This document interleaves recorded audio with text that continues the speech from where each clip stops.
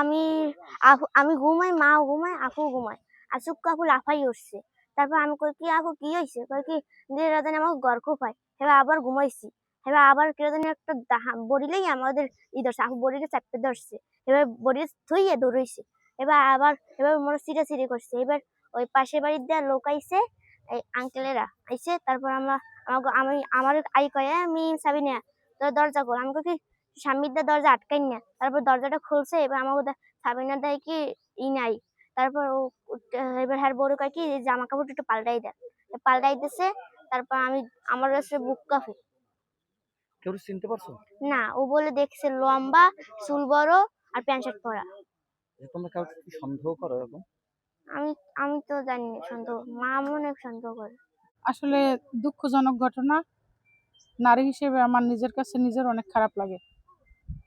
দলমত নির্বিশেষে সালাম গাজী আওয়ামী লীগপন্থী ছিল, সেটা থাকুক, উনি দল করতেই পারে, কিন্তু আসলে দুঃখজনক ঘটনা। এসে তো এখানে দেখলাম ঘটনাস্থলে আসা যে দর্শনের আলামত। মেয়েটা আর ওর মা হসপিটাল আছে এখনো। মেয়েটার সেন্স আসে নাই, কিন্তু ওর মার সেন্স আসছে। খবর পেয়ে আসছি, পুলিশ খবর দিছি, পুলিশও আসছে, অনেক কিছুই দেখলাম। কিন্তু আসলে এরকমের হইলে এলাকায় আতঙ্ক তো ছড়াই গেছে, মানুষ সঠিকভাবে বসবাস করতে পারবে না, ভয়ভীতির ভিতরে থাকবে। তবে বিএনপি সরকারের উপর একটা চাপ সৃষ্টি করার জন্য কিছু ভূমিদস্যু জলদস্যু আছে যারা এখানে বসে এরকমের কিছু করে।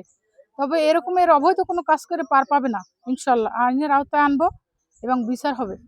আমরা সর্বক্ষণ সহযোগিতার চেষ্টা করব এবং মাদক ইয়াবা এইসবে যারা আসক্ত আছে তাদেরকে তো আমরা ছাড় দিই না, আমরাও আইনের আওতায় তাদেরকে ধরাই দেওয়ার জন্য যথেষ্ট চেষ্টা আছি, ইনশাল্লাহ ভবিষ্যতে দেব।